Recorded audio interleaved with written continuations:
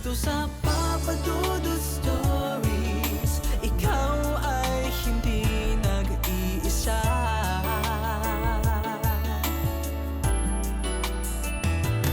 Dito sa Papa Dudut Stories, may nagmamahal sa'yo. Papa Dudut Stories,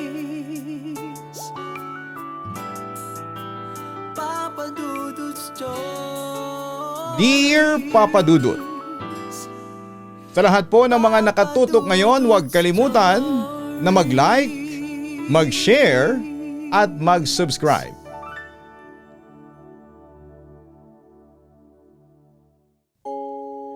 Dear Papa Dudut, tawagin niyo na lamang po ako sa pangalang Jerome. Sa ngayon po, Papa Dudut, ay nagtatrabaho ako bilang isang project coordinator sa isang construction firm dito sa Cavite. Maayos naman ang trabaho, busy sa pag-aayos ng mga materyales at pakikipag-usap sa mga tao sa site. Nakakatulong din ang pagiging busy para kahit papaano ay hindi ko masyadong mabalikan yung mga alaala na hanggang ngayon ay nagbibigay pa rin sa akin ng kurot sa puso. Matagal na po akong taga-pakinig ninyo, kaya naisipan ko na rin pong mag-share ng kwento ko. Noong mga panahong may girlfriend pa ako, si Abigail. Nagsimula ang lahat sa isang maliit na coffee shop sa Tagaytay. Mahilig kasi ako sa kape. Lalo na yung tahimik lang ang paligid. Doon ko unang nakita si Abigail. Nakaupo siya sa maliit or sa may malapit sa bintana. Balot ng isang beige na cardigan at seryosong seryoso sa pagbabasa ng isang makapal na libro. Sa totoo lang, Papa Dudut, hindi ako ang tipo ng lalaki na basta-bastang lumalapit sa babae. Pero noong makita ko siya ay parang may kung anong humila sa akin na tumitig lang muna. Siguro ay naramdaman niya na may nakatingin sa kanya kaya dahan-dahan siyang nag-angat ng kanyang tingin. Noong sandaling yon, Papa Dudut, ay tila tumigil ang lahat ng ingay sa paligid. Ngumiti siya sa akin sa unang pagkakataon. Isang simple at napakatamis ng ngiti na hanggang ngayon ay malinaw pa rin sa alaala ko. Doon nagsimula ang lahat. Naglakas loob akong lumapit, nagpakilala at hindi ko akalain na ang simpleng hi ay hahantong sa isang malalim na ugnayan. Naging napakabilis ng takbo ng aming relasyon. Sabi nga nila kapag nahanap mo na ang taong para sa'yo, hindi mo na kailangang mag-isip pa ng matagal.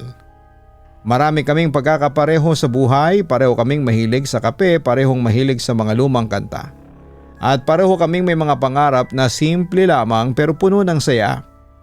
Halos gabi-gabi kaming magkausap sa telepono. Kahit madaling araw na, tila hindi kami nauubusan ng mga kwento. Nagtatawanan kami tungkol sa mga nangyari sa trabaho. Nagpaplano ng mga susunod na gala at minsan ay nagbabahagi ng mga takot namin sa buhay. Sa kanya ko naramdaman na pwedeng maging komportable sa isang tao nang walang pag-aalinlangan. Dahil seryoso ako sa kanya, hindi nagtagal ay pinakilala ko siya sa aking pamilya. Kinabahan pa nga siya noong una pero laking pasalamat ko dahil agad siyang nagustuhan ng mga magulang ko. Sabi ni Mama, napakabait daw ni Abigail at napakakalmado ng kanyang aura. Doon ko naramdaman na siya talaga ang babaeng gusto kong makasama. Siya na yung babaeng gusto kong pakasalan balang araw. Yung makakasama ko sa pagbuo ng sarili naming tahanan at pamilya. Isang hapon habang naglalakad kami sa isang parke sa Tagaytay, huminto kami sa tapat ng isang malaking puno. May kinuha siya sa bag niya. Isang bracelet na gawa sa mga makukulay na tali at may maliit na lock.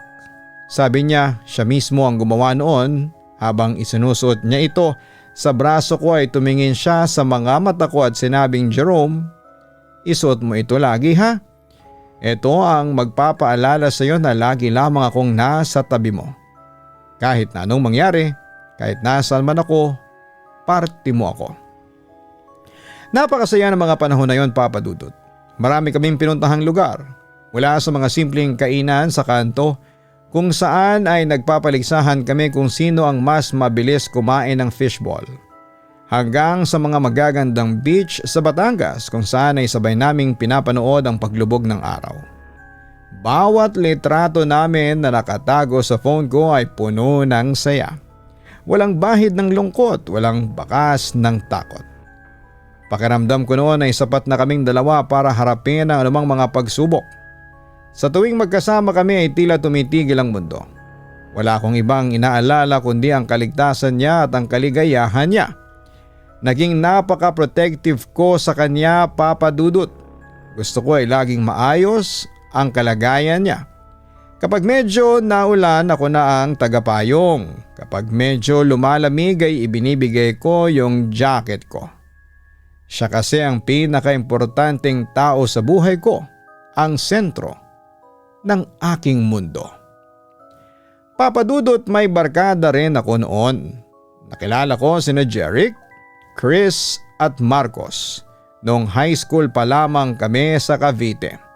At masasabi kong sila nang naging takbuhan ko sa lahat ng bagay. Hindi na kami naghiwalay mula noon, kami ang laging magkakasama sa bawat inuman, sa bawat laro ng basketball tuwing linggo, at kahit sa mga seryosong problema sa pamilya o sa trabaho. Silang unang nakakaalam. Si Jeric ang pinaka-palaaway sa aming apat, yung tipong konting tingin lang ng iba ay handa nang sumugod. Pero sa totoo lang, siya rin ang unang-unang tumulong kapag may gulo o kapag kailangan mo ng karamay. Si Chris naman ang laging nagpapatawa. Siya yung joker ng grupo na kahit seryoso na ang usapan ay makakasingit pa rin ang hirit na nakakatawa. Habang si Marcos naman ang pinakatahimik. Yung tipong nakikinig lang pero kapag nagsalita na ay malalim mag-isip at laging may magandang payo. Noong gabing yon, habang nakatambay kami sa garahe na pagkasunduan naming mag-reunion, matagal-tagal na rin kasi kaming hindi nakakapag-bonding ng kumpleto dahil naging busy na sa kanya-kanyang buhay. Excited kaming lahat dahil ito ang unang pagkakataon na makakasama namin ang mga girlfriend namin sa isang malayang out-of-town trip. Gusto naming maranasan yung kaming lahat lang. Walang ibang iniisip. Naghanap kami ng isang lugar na tahimik at malayo sa ingay at gulo ng Maynila para makapag-relax ng husto. Pinili namin ang isang probinsya sa dulo ng mapa. Yung tipong kailangan mong dumaan sa maraming bayan bago makarating. Balita kasi namin doon ay napakaganda ng mga tanawin at talagang sariwa ang hangin. Dahil marami pang puno, maaga kaming nag-set ng schedule. Halos 2 linggo bago ang biyahe. Nagambaga na kami para sa gasolina at sa mga pagkaing dadalhin namin. Siniguro kong maayos ang kondisyon ng aking SUV, pinatune up ko, tsinek ang preno at siniguradong bago ang mga gulong para walang maging aberya sa mahabang biyahe. Si Abigail ang naging punong abala sa pag-aayos ng aming mga itinerary.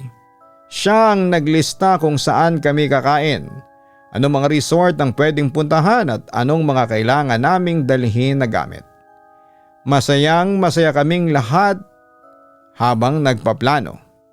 Sa isip ko ay pagkakataon din ito para mas makilala ni Abigail ang mga kaibigan ko at ang mga partner nila. Madaling araw pa lamang ng Sabado ay nagkita-kita na kami sa aming meeting place sa isang gasolinahan para iwas sa tindi ng traffic sa syudad. Puno ng tawanan at asaran ang loob ng sasakyan habang nagsisimulang tumakbo ang aming biyahe.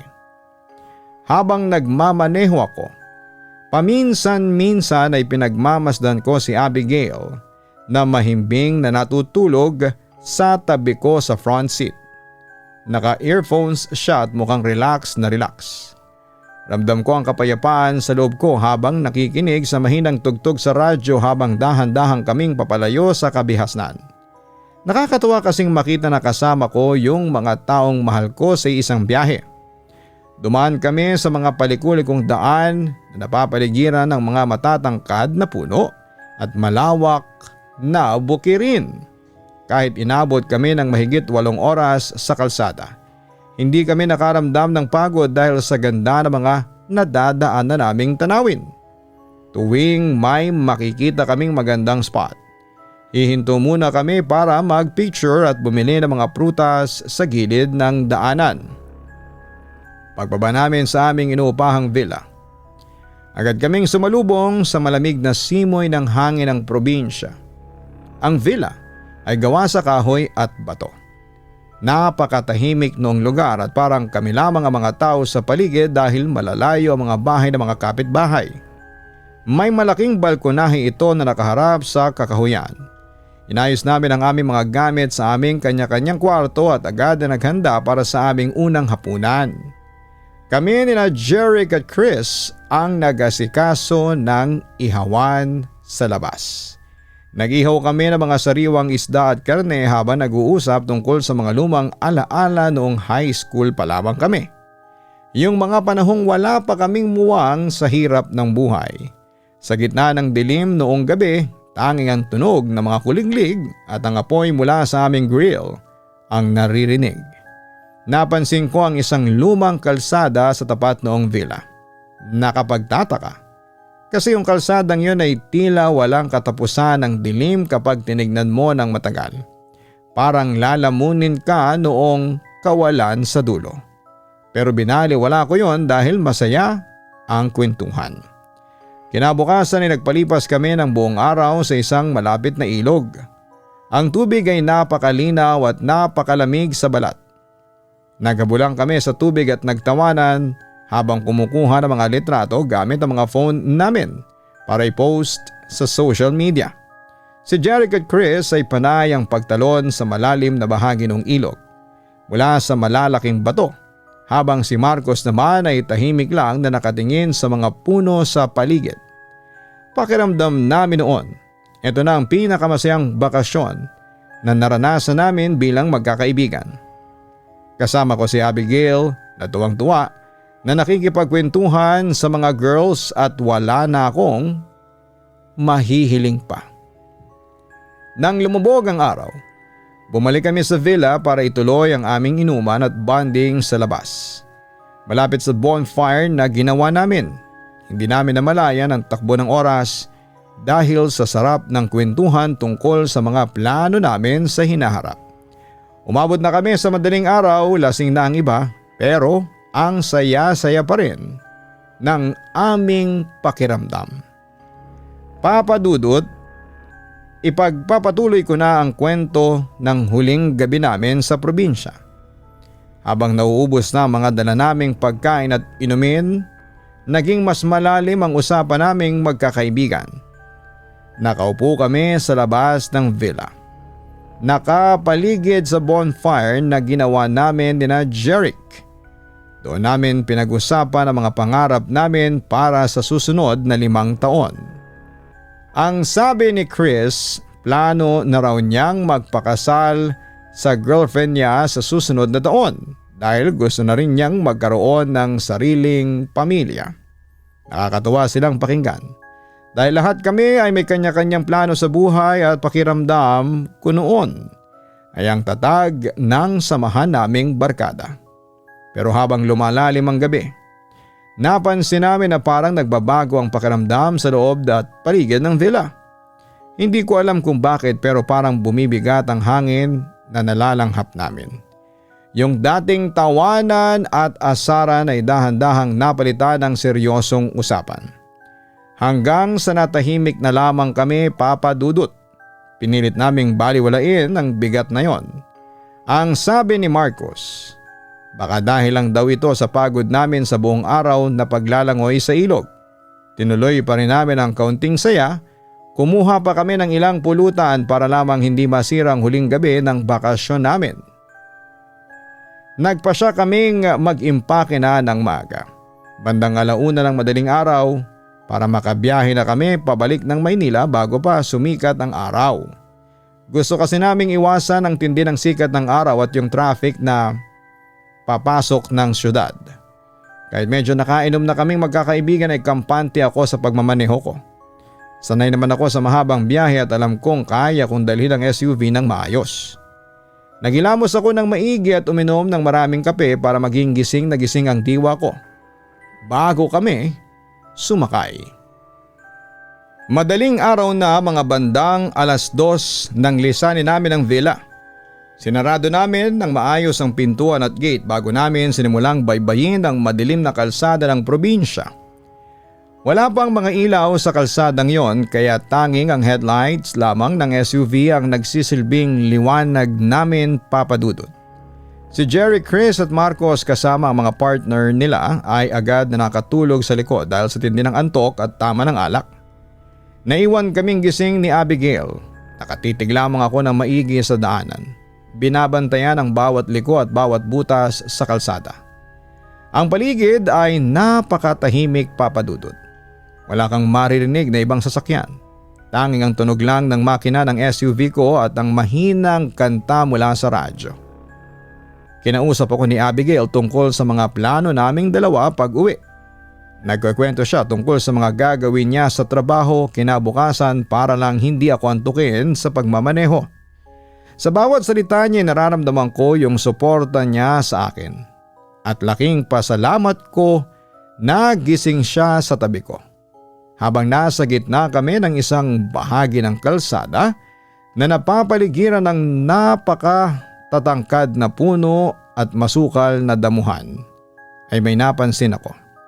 May isang figura na nakatayo sa dulo ng naabot na liwanag ng ilaw ng sasakyan ko.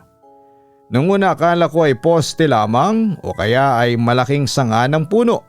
Pero habang papalapit kami, nakita kong hugis ng tao ito. Hindi ko maaninag ang mukha niya o ang suot niya dahil madilim. Pero ramdam ko na biglang bumilis ang tibok ng puso ko. Isang kakaibang kaba ang bumalot sa dibdib ko na hindi ko po maintindihan. Bigla na lamang may tumawid na matandang babae sa gitna ng kalsada. Mabilis ang pangyayari, Papa Dudut, para siyang biglang lumitaw mula sa gilid. Agad akong napapreno ng napakalakas hanggang sa marinig namin ang tunog ng gulong na kumikiskis sa kalsada. Pero bago pa tuluyang huminto ang sasakyan ay narinig naming lahat ang isang malakas na tunog ng pagtama. Isang bug na tunog na parang may nabaling mga buto sa harapan ng SUV ko.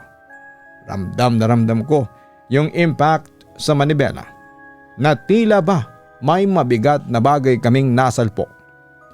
Napasigaw kaming lahat sa gulat. Nagising sina Jerry at Chris sa likod dahil sa lakas ng preno at noong tunog ng pagtama, huminto ang sasakyan sa gitna ng madilim na kalsada. May nasagasaan tayo! Sigaw ni Chris mula sa likuran. Nanginginig ang boses niya at halatang natatakot sa mga nangyari. Ang mga kamay ko sa manibela ay nanginginig din. Hindi ko alam kung lalabas ba ako o hindi. Bumaba kaming lahat ng sasakyan, bitbit namin ang mga flashlight na kinuha namin sa dashboard. Gusto naming tignan ang nangyari at hanapin yung matandang babae para matulungan kung buhay pa ba siya. Pero laking gulat namin, Papa Dudut, nung itapat namin ang ilaw sa kalsada. Malinis ang daan. Wala kaming makitang kahit na anong bakas ng dugo. Walang punit na damit at wala ring katawan sa ilalim o sa paligid ng sasakyan. Inisip ko na baka tumalsik lamang siya sa gilid kaya hinanap namin siya sa mga damuhan. Inikot namin ang buong paligid gamit ang mga flashlight sa loob ng 10 minuto. Sigurado kung may tumama sa atin. Narinig nating lahat yon, sabi ni Jerry habang tinitignan niya ang harapan ng SUV ko. Pero nakapagtataka. Wala man lang gasgas yung bumper ko. Wala ring UP ang hood ng sasakyan. Dapat sana kung may tao kaming nasalpok sa bilis ng pangyayari, may malaking damage sa harapan ng SUV. Pero makinis pa rin ang pintura nito. Walang anumang senyales na may tao kahit na hayop na tumama doon. Bumalik kaming lahat sa loob ng sasakyan na balot ng matinding takot at pagtataka. Wala nang nagsalita pa. Walang tanging maririnig kundi ang mabibigat naming hininga. Itinuloy ko ang pagmamaneho pero hindi ko na magawang bilisan dahil baka may lumitaw na naman. Hanggang sa makarating kami sa Maynila, walang sino man sa amin ang nagtangkang mag-usap ng maayos. Ang bigat ng pakiramdam namin ay hindi nawawala. Parang may dala kaming hindi namin maipaliwanag hanggang sa makauwi kami sa kanya-kanyang bahay. Pagdating ko sa bahay, hindi ako nakatulog. 7:00 na ng umaga pero dilat na dilat pa rin ang mga mata ko. Paulit-ulit na naglalaro sa isipan ko ang tunog noong pagtama ng sasakyan sa matanda. Alam ko sa sarili ko na hindi yon guni-guni dahil hindi lang naman ako ang nakarinig at nakaramdam. Alam kong may nagsimula ng hindi maganda. Simula noong oras na yon. Nag-chat sa aming group chat si Jeric bandang hapon. Sabi niya hindi rin siya makatulog dahil sa pakiramdam niya ay may nakatingin sa kanya mula sa bintana ng kwarto niya. Kahit nasa second floor siya. Sumagot din si Chris, sabi niya naririnig daw niya ang tunog ng mga paglalakad sa labas ng kanyang kwarto kahit mag-isa lamang siya sa bahay ng oras na yon. Dahil umalis ang mga magulang niya. Sinubukan naming pakalmahin ang isa't isa at sinabi namin na baka dahil lamang ito sa stress sa biyahe at tindi ng puyat kaya kami nakakaramdam ng kung ano-ano. Pero isang hapon habang naliligo ako para pumasok sa trabaho ay may nangyaring tuluyan nang nagpatindig ng balahibo ko. Habang naghihilamos ako, tumingin ako sa malalaking salamin sa banyo. Doon, sa mismong refleksyon, nakita ko ang isang figura ng babaeng nakabelo na itim. Nakatayo siya sa likuran ko mismo. Parang nakatitig sa bato ko. Mabilis akong lumingon para harapin siya. Pero wala namang tao sa loob ng banyo. Tanging ang usok lang mula sa mainit na tubig na ginagamit ko ang nandoon. Napahawak ako sa lababo at nanginginig ang mga tuhod ko. Alam ko, Papa Dudut, na hindi kami iniwan noong bagay na nasalpok namin sa probinsya. Sumama siya sa amin papauwi. Akala ko nung una, yung pagkakita ko sa babaeng nakabelo sa salamin ng banyo ay dala lamang ng matinding pagod. Pero nagkamali ako. Simula nung hapon na yon, gabi-gabi na akong binabangungot tungkol sa isang matandang babae na nakasuot ng mahabang itim na belo. Sa panaginip ko, palaging pareho ang nangyayari. Nakatayo lamang siya sa dulo ng higaan ko. Hindi kumikilos at nakatitig lamang siya sa akin habang dahan-dahan niyang itinuturo ang kanyang kamay patungo sa aking dibdib. Hindi ko makita ang mukha niya, Papa Dudut, dahil sa kupas nung belo na nakatakip sa kanya. Pero ramdam na ramdam ko yung lamig na nanggagaling sa kanya. Isang uri ng lamig na tumatagos hanggang sa buto ko. Tuwing magigising ako mula sa bangungot na yon ay basang-basa ako ng pawis kahit na malakas naman ang electric fan sa kwarto ko. Madalas din na pagising ko ay hirap akong huminga. Yung tipong parang may nakadaga na mabigat na bagay sa dibdib ko na pilit kong pinipigilan na kumuha ng hangin. Isang gabi noong hindi ko na kayang suluhin ang takot ko. Ikinuwento ko ang lahat kay Abigail habang magkausap kami sa telepono. Doon ko na naman na nararanasan din pala niya ang eksaktong panaginip na yon. Simula nung gabing makauwi kami galing sa probinsya. Jerome, natatakot ako. Nakikita ko rin siya tuwing natutulog ako. Sabi niya sa akin habang umiiyak. Nagyakapan na lamang kami noong nagkita kami kinabukasan dahil pareho kaming may nararamdamang hindi maganda. Alam naming hindi lang ito basta-basta panaginip kundi isang babala na may kasunod pang mangyayari. Hindi nga kami nagkamali, isang gabi bandang 10:00 biglang tumunog ang cellphone ko. Pagtingin ko, yung kapatid ni Jeric ang tumatawag. Agad ko itong sinagot. Pero imbis na boses ni Jeric ang narinig ko ay ang hagulhol ng kapatid niya. "Kuya Jerome! Si Kuya Jeric wala na siya!" Sigaw niya sa kabilang linya. Sabi niya ay natagpuan daw nila si Jeric sa loob ng banyo nila na wala ng buhay ang balita ng mga pulis. At ng pamilya ay nakuryente daw ito habang gumagamit ng shower. Hindi ako makapaniwala, Papa Dudut. Kilala ko si Jeric, napakaingat noong taong yon sa kuryente at ang bahay nila ay bago pa lang kaya imposibleng may sira ang wirings nila. Agad ako nag-chat sa GC naming magkakaibigan at binalita ko kina Chris at Marco sa mga nangyari kay Jeric. Lahat kami ay nanahimik sa sobrang takot. Ito ang unang kamatayan sa aming grupo ng magkakaibigan at kahit na hindi namin sabihin sa isa't isa ay ramdam namin na hindi ito ang huli. Parang may kung anong sumpa na nagsisimulang kumilos sa paligid namin. Ilang linggo matapos ang libing ni Jeric, naging makulit si Chris.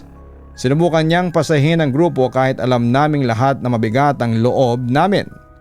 Isang weekend nag-invite siya na pumunta kami sa isang malapit na resort sa Laguna para daw makalimot at makapag-relax kahit papaano.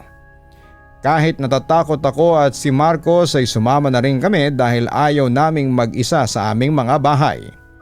Akala namin sa dami ng tao sa resort ay magiging ligtas kami. Habang lumalangoy kami sa pool bandang hapon, masaya kaming nagtatawanan nila Chris at Marcos. Pero bigla na lamang nawala si Chris sa gitna ng pool, sa parteng mababaw lang naman. Noong una akala namin ay nagbibiro lamang siya at nagtatago sa ilalim ng tubig, pero noong lumipas ang 2 minuto at hindi pa rin siya lumilitaw, doon na kami nagsimulang magpanik. Hinanap namin siya sa buong pool hanggang sa makita namin siyang nakalubog sa pinakamalalim na parte ng swimming pool. Mabilis namin siyang iniahon sa tulong ng mga lifeguard. Sinubukan naming i-CPR si Chris pero huli na ang lahat. Sabi ng doktor sa ospital ay puno daw ng tubig ang kanyang bag at tila nalunod siya ng mabilis. Pero ang hindi ko makakalimutan, Papa Dudut, ay noong tinignan ko ang mga binti ni Chris habang nililinis siya. Sa paligid ng kanyang mga bukong-bukong ay may nakita akong mapupulang marka. Malinaw ang hugis ng mga daliri ng isang kamay na tila ba may sumakal sa kanyang mga paa at humila sa kanya pababa sa ilalim ng tubig. Ang mga marka ay maliliit, parang kamay ng isang matandang babae. Pagkatapos ng pagkamatay ni Chris ay tuluyan ng nagbago si Marcos. Naging mapag-isa siya at hindi na sumasagot sa mga tawag o chat sa GC. Ilang beses ko siyang pinuntahan sa bahay nila pero hindi siya lumalabas ng kwarto. Hanggang sa isang hapon ay nakatanggap kami ng balita mula sa isa naming kakilala. Nasagasaan daw si Marcos ng isang malaking truck habang tumatawid siya sa kalsada malapit sa kanilang subdivision. Sabi ng mga saksi ay bigla na lang daw tumigil si Marcos sa gitna ng daan. Nakatayo lang daw siya doon at tila may kausap sa harapan niya kahit na wala naman silang nakikitang ibang tao sa kalsada. Hindi nakapagpreno ang driver noong truck sa bilis ng takbo nito at diretsyong tumama kay Marcos ang dambuhalang sasakyan. Doon din mismo ay binawian siya ng buhay. Papa Dudut, 3 na sa aking mga matatalik na kaibigan ang nawala sa loob lamang ng 2 buwan. Sina Jeric, Chris at Marcos. Lahat sila ay kinuha sa mga paraang hindi namin inaasahan. Ngayon ako na lamang ang natitira sa aming 4 na lalaki sa grupo.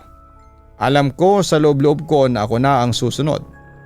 Ramdam ko na palagi siyang nasa likuran ko. Tuwing naglalakad ako sa hallway ng bahay, tuwing nag-iisa ako sa kwarto, nararamdaman ko ang tingin ng matandang babaeng nakabelong itim. Hindi na ako makapag-concentrate sa trabaho ko sa construction site. Laging mabigat ang pakiramdam ko at pakiramdam ko ay may nagbabantay sa bawat galaw ko.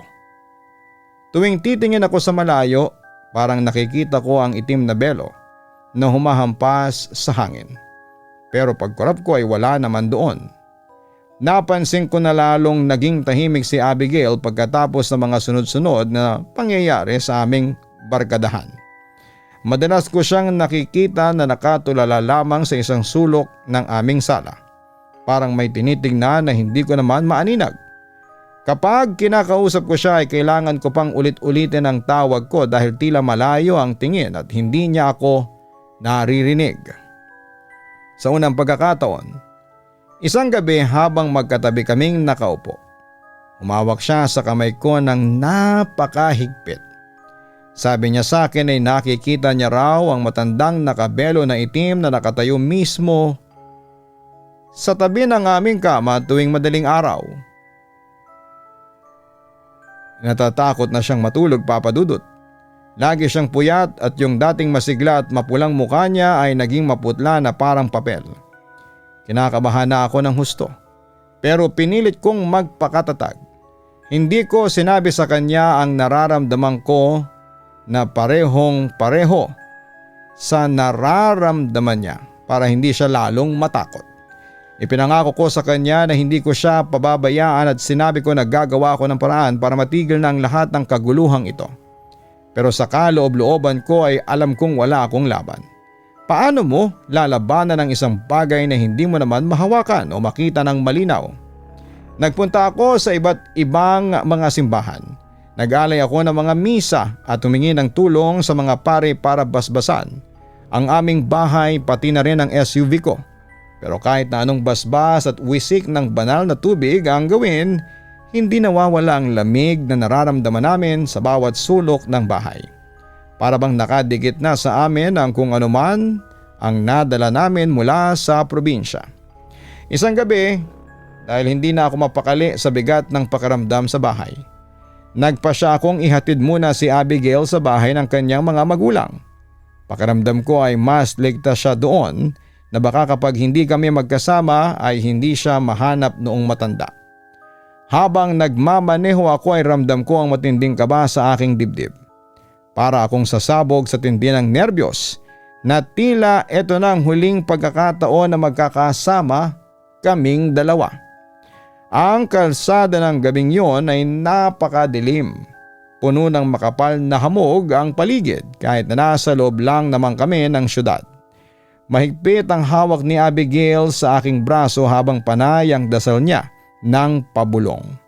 Biglang namatay ang radyo ng sasakyan. Wala akong marinig kundi ang mabilis na tibok ng aking sariling puso. Alam ko sa loob ko na malapit na ang oras. Alam ko na hindi na kami makakarating sa bahay ng mga magulang niya. Sa gitna ng kalsada sa ilalim ng isang pundidong ilaw, biglang lumitaw ang matandang babaeng nakabelo na itim. Nakatayo siya mismo sa gitna ng aming daraanan, gaya noong sa probinsya. Dahil sa takot ko na masagasaan siyang muli, mabilis akong napapreno at bigla kong ibinaling ang manibela sa kaliwa para iwasan siya.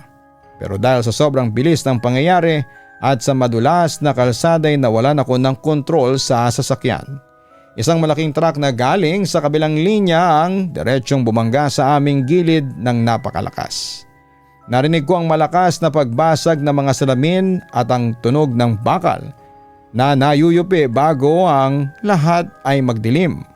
Ang huling imahe na nakita ko bago ako nawala ng malay ay ang matandang babae na nakatayo lang sa tabi ng aming nawasak na sasakyan habang nakatingin sa aming dalawa ni Abigail. Nagising ako pagkalipas ng ilang araw sa loob ng isang puting kwarto na puno ng amoy ng gamot at ingay ng mga makina. Masakit ang buong katawan ko at hindi ko may galaw ang aking mga binti. Pagmulat ko ay hinanap ko kaagad si Abigail. Nagtanong ako sa mga nurse na pumasok pero puro iwas lang ang ginawa nila sa mga tanong ko. Doon ko naramdaman ang matinding takot na hindi ko pa nararamdaman kahit kailan. Pumasok ang aking mga magulang na puno ng luha ang mga mata at doon ko nalaman ang masakit na katotohanan. Patay na si Abigail. Namatay siya sa mismong pinangyarihan ng aksidente dahil sa tindi ng tama ng truck sa kanyang bahagi ng sasakyan. Ang taong pinakamamahal ko, ang taong binala kong pakasalan ay wala na. 5 buhay na ang nawala simula ng gabing yon sa probinsya at tanging ako na lamang ang natitira. Masakit isipin na ako ang nagmamaneho ng gabing masagasaan namin ng matandang yon at ako rin ang nagmamaneho ng namatay si Abigail. Tuwing gabi dito sa ospital ay nakikita ko pa rin ang matandang nakabelo na nakatayo sa dulo ng aking higaan. Hindi na siya lumalapit, tila ba kontento na siya sa panonood sa akin habang unti-unti akong kinakain ng pagsisisi at ng kalungkutan. Gusto ko nang sumunod sa kanila dahil hindi ko na kayang dalhin ang bigat na ito.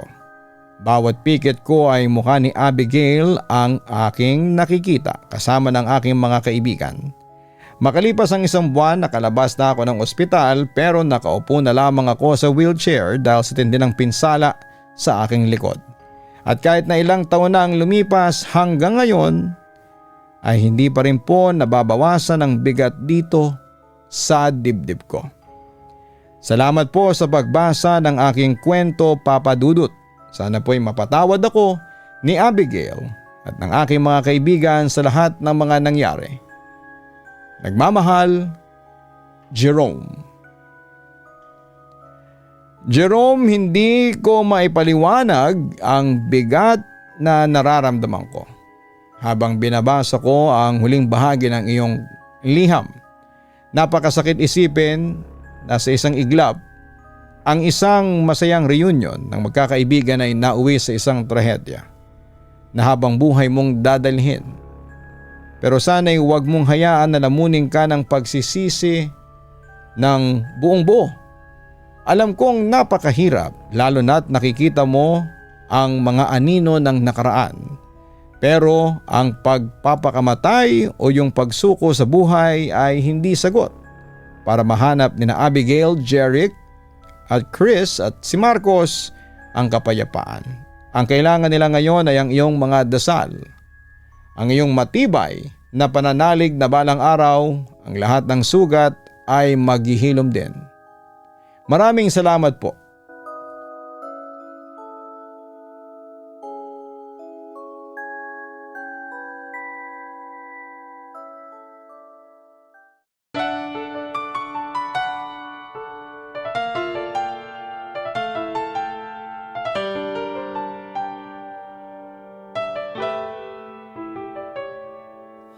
Ang buhay ay mahiwaga, laging may lungkot at saya. Sa Papa Dudut Stories, laging may karamay ka.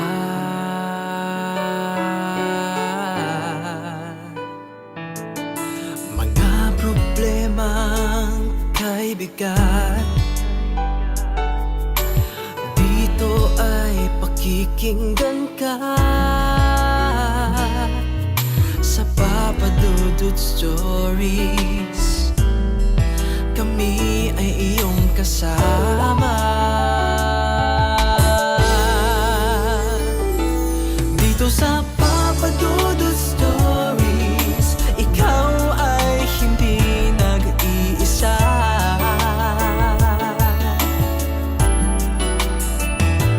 Dito sa Papa Dudut Stories, may nagmamahal sa'yo. Papa Dudut Stories,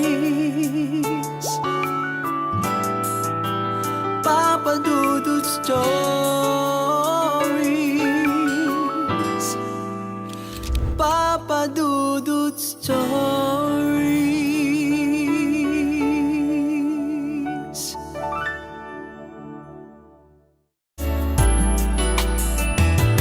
Dito sa Papa Dudut Stories, may nagmamahal sa'yo.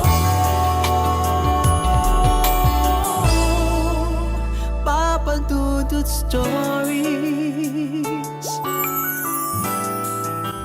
Papa Dudut Stories. Hello mga ka-online, si Papa Dudut po ito. Nag-enjoy ka ba sa ating kwento ngayong araw? Huwag kalimutan na i-share, mag-like at mag-subscribe. Maraming salamat po.